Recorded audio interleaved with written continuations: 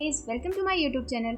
आज हम आपके लिए मौर्य साम्राज्य से संबंधित 50 महत्वपूर्ण प्रश्न लेकर आए हैं जो आपके लिए आने वाले कई एग्जामों के लिए काफ़ी महत्वपूर्ण होने वाले हैं। इसके पहले भी हमने कई टॉपिक कवर किए हैं। अगर आपको वो वीडियो चाहिए तो आप प्लीज़ प्लेलिस्ट चेक कर लीजिएगा, जिसमें आपको सारे वीडियो भी मिल जाएंगे, मॉक टेस्ट भी मिल जाएंगे। हम शॉर्ट नोट्स शॉर्ट वीडियो में अपलोड करते हैं जो आपके रिविजन के लिए काफ़ी हेल्पफुल होगा। तो चलिए स्टार्ट करते हैं मौर्य साम्राज्य के 50 क्वेश्चन। पहला, मौर्य साम्राज्य का संस्थापक कौन था? चंद्रगुप्त मौर्य। चाणक्य को किस अन्य नाम से जाना जाता है? विष्णुगुप्त। अर्थशास्त्र नामक ग्रंथ के लेखक कौन थे? कौटिल्य। अशोक ने किस युद्ध के बाद बौद्ध धर्म अपनाया था? कलिंग युद्ध। मौर्य साम्राज्य की राजधानी थी पाटलिपुत्र। अशोक के अभिलेखों की लिपि क्या थी? ब्राह्मी लिपि। अशोक का प्रिय शिलालेख कौन सा है? मास्की। मौर्य साम्राज्य के किस शासक ने सेल्यूकस को पराजित किया था? चंद्रगुप्त मौर्य ने। अशोक द्वारा स्थापित धम्म महामात्य का कार्य था धर्म प्रचार। मौर्य शासक बिंदुसार के पुत्र थे अशोक। चंद्रगुप्त मौर्य ने किस यूनानी शासक से संधि की थी? सेल्यूकस। चंद्रगुप्त मौर्य ने अपने जीवन के अंतिम दिन कहाँ बिताए थे? श्रवणबेलगोला में। अशोक के अभिलेखों की संख्या लगभग कितनी है? 33। अशोक के शिलालेखों में से किस भाषा का प्रयोग प्रमुख रूप से हुआ है? प्राकृतिक। अशोक के शासनकाल की जानकारी मुख्यतः किससे मिलती है? शिलालेख से। अशोक द्वारा बौद्ध धर्म को किस बौद्ध महासभा में समर्थन मिला? तृतीय। मौर्य साम्राज्य की सीमाएं कहाँ तक फैली थीं? अफगानिस्तान से कर्नाटक तक। मौर्य काल में कर प्रणाली का प्रमुख भाग क्या था? भूमि कर। मेगास्थनीज किसके दरबार में था? चंद्रगुप्त मौर्य। मेगास्थनीज ने किस ग्रंथ की रचना की? इंडिका। मौर्य साम्राज्य में किसे नगर प्रशासन का कार्य सौंपा गया था? नागरिक को। अशोक का सबसे पहला अभिलेख कहाँ से मिला था? मास्की। किस शासक के समय मौर्य साम्राज्य का पतन आरंभ हुआ था? दशरथ। मौर्य वंश का अंतिम शासक कौन था? बृहद्रथ। किसने बृहद्रथ की हत्या की थी? पुष्यमित्र शुंग ने। अशोक का धम्म किससे संबंधित था? बौद्ध धर्म से। मौर्य काल में वन विभाग का प्रमुख कहलाता था वनपाल। मौर्य साम्राज्य का सैन्य प्रमुख होता था सेनापति। मौर्य काल में गुप्तचर विभाग के प्रमुख अधिकारी को क्या कहा गया है? गुप्ताध्यक्ष। अशोक ने किस स्थान पर स्तूपों का निर्माण कराया था? सारनाथ।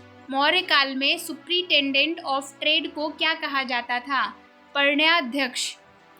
धम्म यात्रा की परंपरा किसने शुरू की थी? अशोक ने। मौर्य काल में न्याय व्यवस्था की देखरेख कौन करता था? राजा स्वयं। मौर्य साम्राज्य की सबसे लंबी अवधि तक किसने शासन किया? अशोक ने।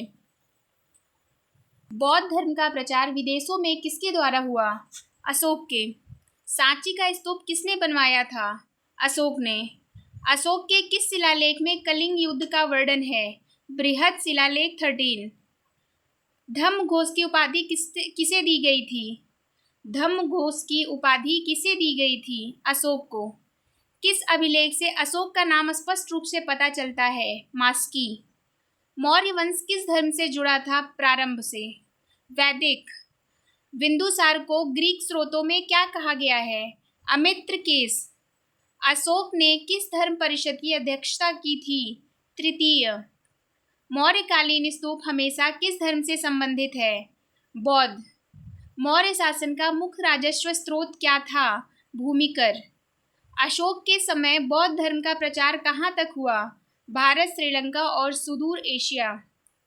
कौन सा स्तंभलेख अशोक के धम्म नीति को स्पष्ट करता है?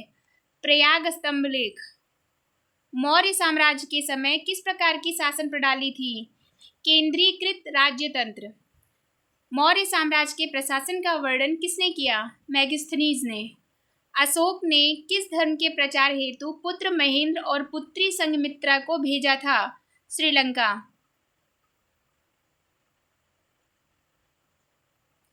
मौर्यकालीन प्रशासन में सिंहासन का उत्तराधिकारी कैसे चुना जाता था? राज्य द्वारा नामित। ये थे हमारे 50 क्वेश्चन के मॉक टेस्ट। अब आगे हम थोड़े से ही टाइम में एक शॉर्ट नोट्स का रिवीजन करेंगे जो हमारे मॉक टेस्ट और आने वाले एग्जाम के लिए काफ़ी हेल्पफुल होगा। स्टार्ट करते हैं शॉर्ट नोट्स। मौर्य साम्राज्य की स्थापना 322 ईसा पूर्व हुई थी। इसके संस्थापक चंद्रगुप्त मौर्य थे। संस्थापक का मार्गदर्शक चाणक्य, जिन्हें कौटिल्य और विष्णुगुप्त भी कहा जाता है, उन्होंने किया था। इसकी राजधानी पाटलिपुत्र थी, जो कि अभी पटना है। महत्वपूर्ण शासक चंद्रगुप्त मौर्य, जिनका शासनकाल 321 से 297 ईसा पूर्व था। इन्हें पहला मौर्य सम्राट माना जाता है। यूनानी शासक सेल्यूकस निकेटर को हराकर उसके क्षेत्र को अपने साम्राज्य में मिलाया। मेगस्थनी, जो कि ग्रीक का राजदूत था, इनके दरबार में आया और इंडिका नामक ग्रंथ लिखा। अंतिम जीवन में जैन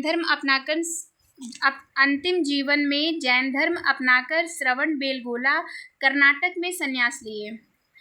दूसरा शासक या अगला शासक बिंदुसार था, जो 297 से 273 ईसा पूर्व शासन किया था।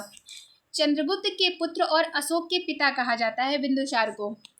यूनानी इतिहासकारों ने इन्हें अमित्रघात कहा। दक्षिण भारत के अधिकांश भाग को मौर्य साम्राज्य में मिलाया। इनकी मृत्यु के बाद सत्ता संघर्ष के बाद अशोक सम्राट बने। सम्राट अशोक अगले शासक, जो कि 273 से 232 ईसा पूर्व तक शासन किए। इन्हें मौर्य वंश का महानतम शासक माना जाता है। 261 ईसा पूर्व में कलिंग युद्ध के बाद बौद्ध धर्म अपना लिए थे। युद्ध के बाद अहिंसा, धर्म प्रचार और जन कल्याण पर बल दिया। धम्म की नीति चलाई। धर्म महामात्य नियुक्त किए। तीसरी बौद्ध संगीति का आयोजन किया, जो कि पाटलिपुत्र में हुई थी। श्रीलंका, मिस्र, सीरिया आदि देशों में बौद्ध धर्म का प्रचार किया। उनके समय में स्तंभलेख, शिलालेख और गुफालेख प्रसिद्ध हुए। प्रशासन मौर्य शासन केंद्रीकृत तानाशाही थी। अर्थशास्त्र, जो कि चाणक्य द्वारा रचित है, में प्रशासनिक व्यवस्था का विवरण है। साम्राज्य को प्रांतों में विभाजित किया गया था। प्रमुख प्रातः मगध, उत्तरापथ, अवंतीपथ, दक्षिणापथ, कलिंग आदि। धनाध्यक्ष, व्यापाराध्यक्ष, नागरिक, ग्रामिक जैसे अधिकारी नियुक्त होते थे। अर्थव्यवस्था मुख्य आय का स्रोत कृषि कर था। सिक्के पंचमार्क वाले चांदी के सिक्के चलाए गए थे। व्यापार और शिल्प को राज्य का संरक्षण बनाया गया था।